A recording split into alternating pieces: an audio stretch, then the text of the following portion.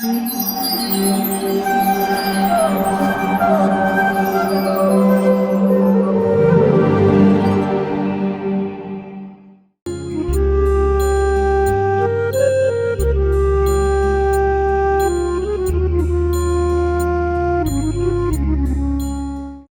कृष्णा।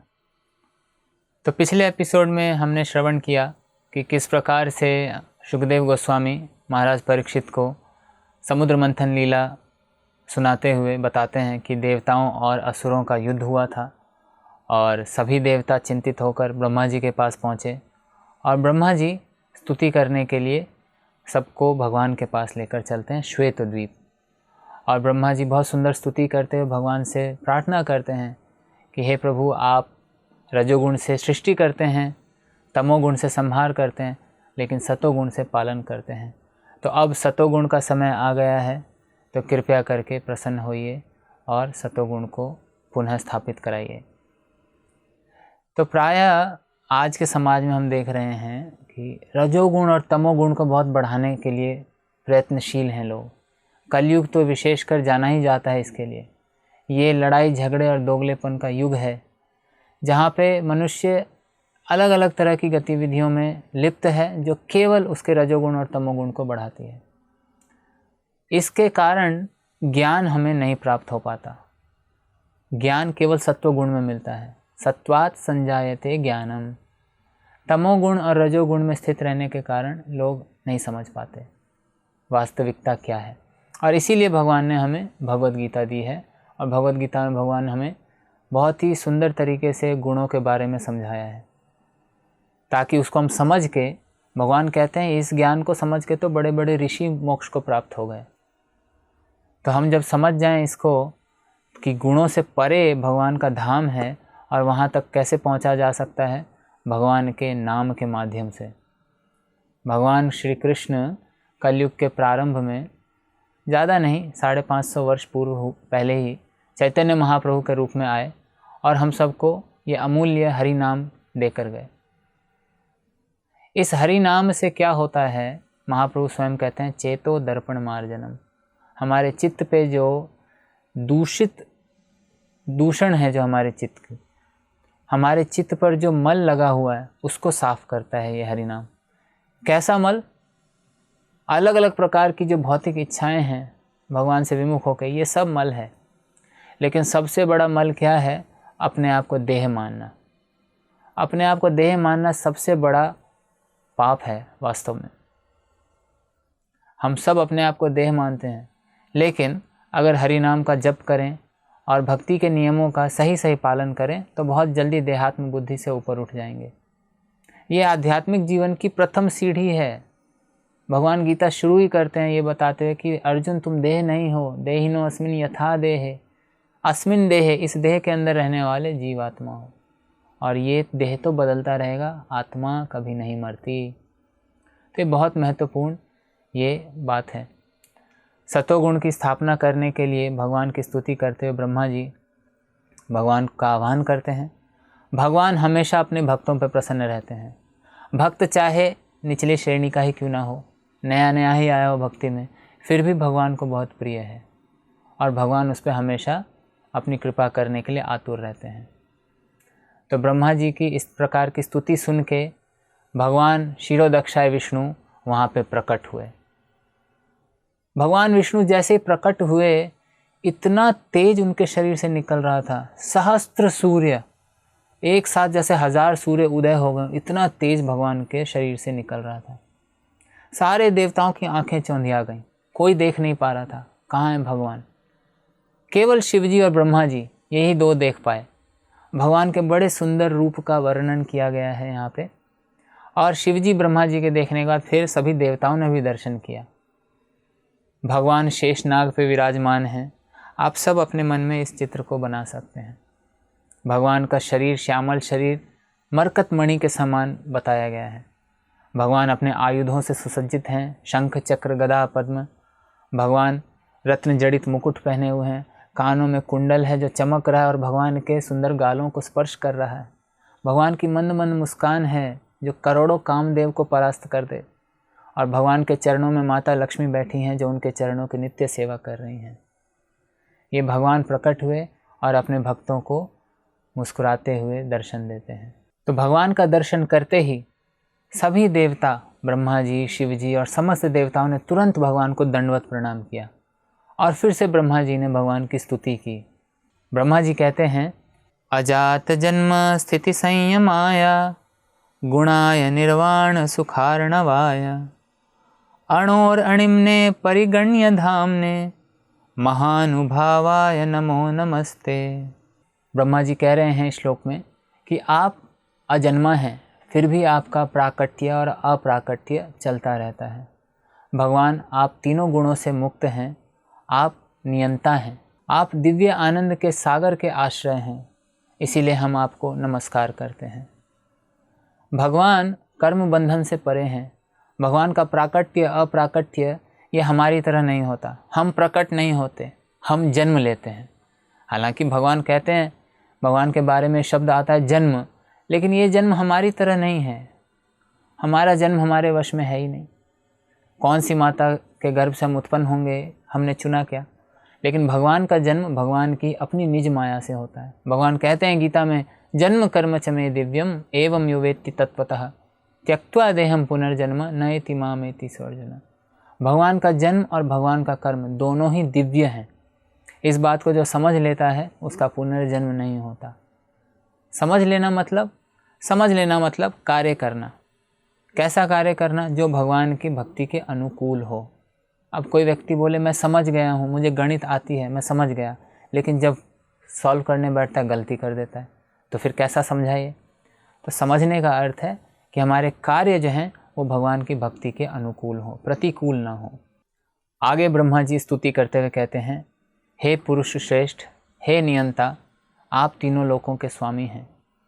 आपको वैदिक तंत्रों के अनुसार लोग पूजा करते हैं, वैदिक मंत्रों से लोग आपकी पूजा करते हैं, और इस समय हम तीनों लोकों को आपके अंदर देख पा रहे हैं। शास्त्रों का कथन है, यस्मिन् विज्ञाते सर्वम एवं विज्ञातम भवति। जिसने भगवान को एक बार देख लिया, उसके लिए संसार की और कोई वस्तु जानने योग्य नहीं रह जाती। उसको सब कुछ का ज्ञान हो जाता है, क्योंकि भगवान जो हैं वही सब चीज़ के स्रोत हैं। हम सब भगवान को देख सकते हैं, भगवान को जान सकते हैं। कैसे? भगवान गीता में कहते हैं, ये मेरे भक्त के माध्यम से मिलेगा। तद्विद्धि प्रणिपातेन परिप्रश्नेन सेवया उपदेक्ष्यन्ति ते ज्ञानम ज्ञानिनस्तत्वदर्शिनः।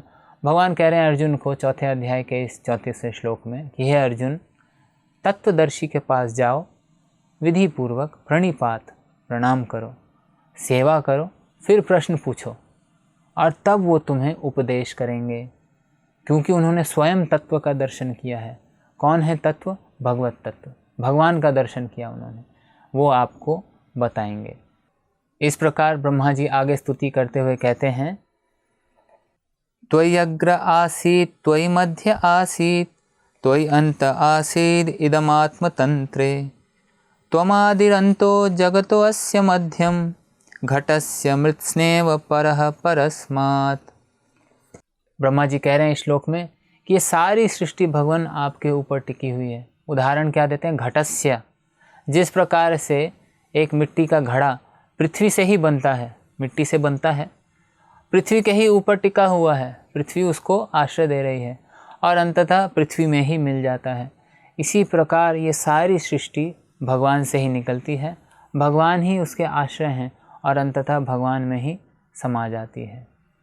आगे ब्रह्मा जी कहते हैं, यथाग्निमेधस्य मृतं च गोषु भुवि अन्यम्बूद्यमने च वृत्तिं योगैर्मनुष्या अधियन्ति हि त्वां गुणेषु बुद्ध्या कवयो वदन्ति। कह रहे हैं, जिस प्रकार काष्ठ से अग्नि, गाय से दूध, भूमि से जल और अन्न और औद्योगिक श्रम के कारण उन्नति प्राप्त की जा सकती है, ऐसे ही भगवान भक्ति योग के द्वारा आपकी कृपा प्राप्त की जा सकती है। तो भगवान की भक्ति, ब्रह्मा जी कह रहे हैं, केवल भक्ति योग से प्राप्त की जा सकती है। ये भक्ति योग भगवान कहते हैं केवल मेरे भक्त के माध्यम से मिलता है। गुरु कृष्ण कृपा पाए भक्ति लता बीज। और ब्रह्मा जी इसमें बहुत महत्वपूर्ण एक भक्ति को 4 चीज़ों से तुलना करते हुए बता रहे हैं। गाय के दूध से तुलना कर रहे हैं। प्रभुपाद जी बहुत सुंदर समझाते हैं इसमें गाय के दूध की कितनी महत्ता है। आजकल लोग गाय का दूध पी ही नहीं रहे हैं। गाय का दूध पहली बात तो मिल ही नहीं रहा है। थैली में जो दूध आता है वो गाय का है भी कि नहीं, इस पे डाउट है। तो गाय का दूध अगर सही प्राप्त किया जाए तो उससे मस्तिष्क का विकास होता है, और जब मस्तिष्क का विकास होगा तब तो ये शास्त्र समझ में आएंगे। आजकल के लोग गाय के दूध में नहीं, गाय के मांस में रुचि रखते हैं। गाय 7 माताओं में से एक माता कहलाती है। आज उसकी हत्या करके लोग मांस भक्षण कर रहे हैं गाय का। ये पाप बढ़ने के कारण लोग जो हैं कष्ट में हैं। भगवान गीता में कहते हैं मेरा भजन पापी व्यक्ति नहीं कर सकता। येषां तु अंतगतम पापम जनानां पुण्य कर्मणाम ते द्वंद्व मोह निर्मुक्ता भजन्ते माम दृढ़व्रताः। भगवान के भजन में दृढ़व्रत होकर कौन लग सकता है? जिसके पाप ऑलमोस्ट ख़त्म हो गए हैं। येषां तु अंतगतम पापम, पुण्य कर्म बहुत बढ़ गए हैं, वो कर सकता है। भगवद गीता में भगवान एक जगह कहते हैं 11वें अध्याय में, नाहम वेदैर न तपसा न ज्ञाने न चैज्यया। ना मैं वेदों के अध्ययन से समझ में आता हूँ, ना मैं किसी प्रकार की तपस्या से, ना मैं किसी प्रकार की पूजा से। अब ये सब तो पुण्य कर्म है ना। तो आप भगवान कह रहे हैं कि जब तक पुण्य बढ़ेंगे नहीं तब तक भक्ति में लगेगा नहीं। एक और भगवान कहते हैं कि वेद पढ़ने से, खूब दान तप करने से मुझे नहीं समझा जा सकता। क्या ये विरोधी नहीं लगते? दान पुण्य करना, तप करना, ये सब तो पुण्य बढ़ता है, लेकिन भगवान कह रहे हैं इससे मैं नहीं आऊँगा समझ में। एक तरफ भगवान कह रहे हैं पुण्य जब तक बढ़ेगा नहीं तब तक जो है मुझे समझ नहीं पाएंगे, भजन में नहीं लगेंगे। कैसा पुण्य करें फिर? श्रीमद् भागवतम में इसका उत्तर देते हुए सूत गोस्वामी कहते हैं, शृण्वतां स्वकथा कृष्णः पुण्य श्रवण कीर्तनः हृदयन्तस्थो हि अभद्राणि विधुनोति सुहृत्सताम्। शृण्वतां स्वकथा कृष्ण, भगवान की कथा का श्रवण करना ये अपने आप में पुण्य कार्य है। लेकिन ये पुण्य कैसा है? ये दिव्य पुण्य है। प्रभुपाद इसको कहते हैं सबलाइम पुण्य। ये सबलाइम पुण्य है। ये करके हम भगवान के भजन में दृढ़ व्रत होकर लगे सकते हैं। भगवान के शुद्ध भक्त भी भगवान की कथा श्रवण कर रहे हैं, और हम जैसे कनिष्ठ अधिकारी भी भगवान की कथा श्रवण कर रहे हैं। फ़र्क बस इतना है कि अभी हम जब कथा सुन रहे हैं तो हम पीलिया से ग्रस्त हैं, अभी हमारे लिए दवाई का कार्य कर रही है, हमें मीठी नहीं लगती भगवान की कथाएं। लेकिन भगवान के जो भक्त हैं वो इसका आस्वादन कर रहे हैं। लेकिन इलाज यही है, बारंबार भगवान की कथा सुनते रहेंगे तो ये अपने आप में पुण्य है। ये पुण्य बढ़ता जाएगा, भजन में दृढ़ता आएगी। अगर भजन करने में, जप करने में रुचि नहीं है, इसका मतलब श्रवण में कमी है। श्रवण में कमी होगी, भजन अच्छा नहीं होगा। तो ये दोनों आपस में जुड़ी हुई चीज़ें हैं। तो इसीलिए हमारे संस्थापक आचार्य श्रील प्रभुपाद जी ने हमें एक बहुत सुंदर सिस्टम दिया है। प्रत्येक मंदिर में, प्रत्येक केंद्र में सुबह सुबह उठ के हम भगवान की स्तुति करते हैं, गुरु की स्तुति करते हैं। भगवान की आरती करने के बाद हम नाम जप करते हैं, और उसके साथ भागवतम 1 घंटा सुनते हैं। तो भागवत विधि और पांचारात्रि की विधि, भगवान की अर्चा विग्रह की पूजा करना पांचारात्रि की विधि है, और भागवत श्रवण करना, नाम जप करना, ये भागवत विधि है। हमारी भक्ति की गाड़ी इन दोनों मार्गों पर चल रही है। ये रेल की 2 पटरियों के समान है। तो इस पे साथ साथ चलना है हमको। तो इसीलिए प्रभुपाद जी ने जो हमें सिस्टम दिया है मॉर्निंग प्रोग्राम का, ये जो भी भक्त अच्छे से पालन करेगा उसका भजन में अपने आप दृढ़ता आएगी, उसके अनर्थ जो हैं वो कम होंगे। अन्यथा भगवान नहीं समझ में आएंगे। ब्रह्मा जी कहते हैं, अरे हम देवता, हम तो अंदर बाहर दोनों सतोगुण में स्थित हैं। जब हम भगवान को नहीं समझ सकते तो फिर साधारण मनुष्यों की तो बात ही क्या, विशेषकर कलयुगी जीवों की क्या बात करना, वो कहाँ से भगवान को समझेंगे। तो इस प्रकार से ब्रह्मा जी भगवान को और गुणगान करते हुए कहते हैं, प्रभु जिस प्रकार से आग में तप्त हाथी गंगा जल प्राप्त होते ही खुश हो जाता है, हम सब आपका दर्शन प्राप्त करके सुख का आभास कर रहे हैं। कृपया हम पे प्रसन्न होइए, और ब्राह्मणों के लिए, देवताओं के लिए जो श्रेष्ठ कार्य हो, साधन हो, मोक्ष का साधन हो, वो बताइए। अभी विपत्ति आ गई है, ब्रह्मा जी की सुंदर स्तुति को सुन के भगवान प्रसन्न होते हैं और भगवान मुस्कुराते हैं, और भगवान मुस्कुराते हुए गंभीर शब्दों में भगवान की जो वाणी है वो मेघ के समान तुलना की, मेघ की गर्जना के समान, गंभीरया वाचा।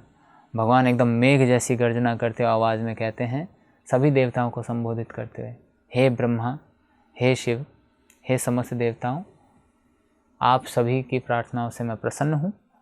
आप सभी अभी जाइए और समुद्र मंथन की तैयारी करिए।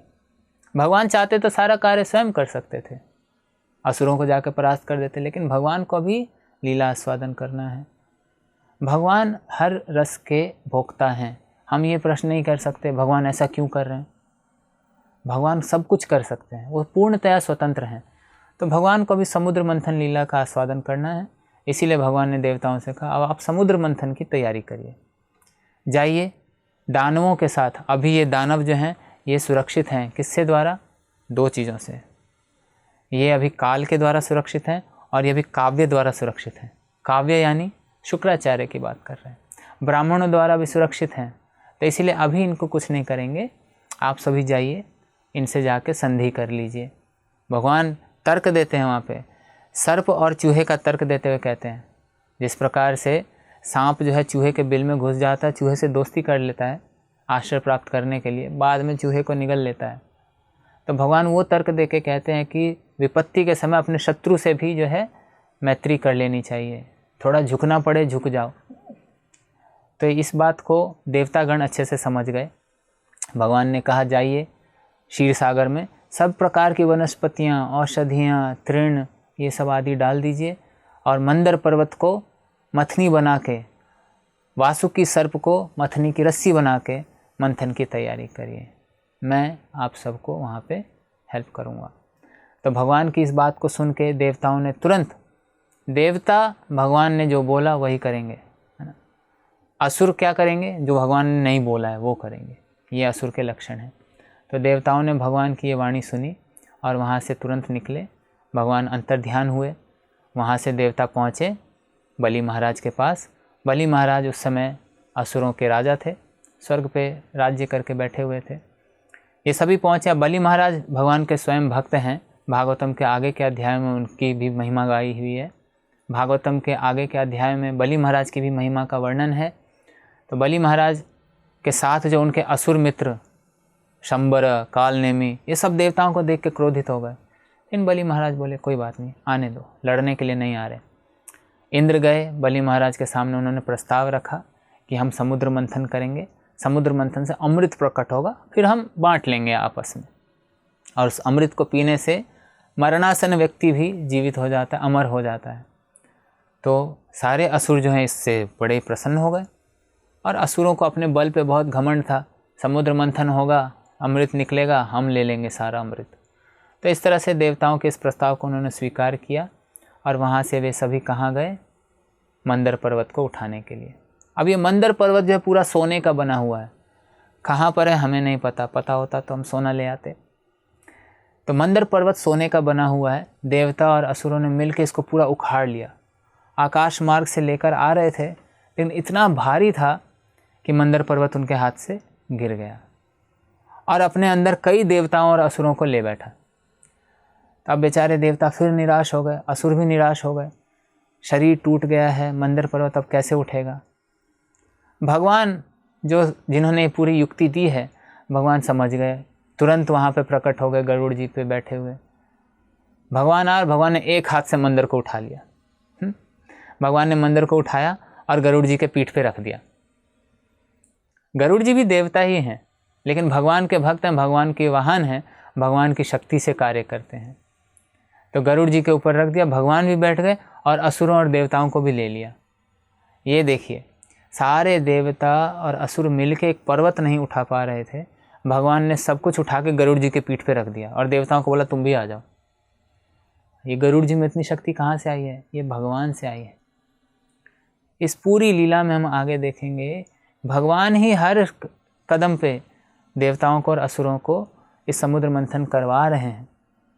इसी से पता पड़ जाता है कि भगवान की मर्ज़ी के बिना, भगवान की अनुमति के बिना एक पत्ता तक नहीं हिल सकता।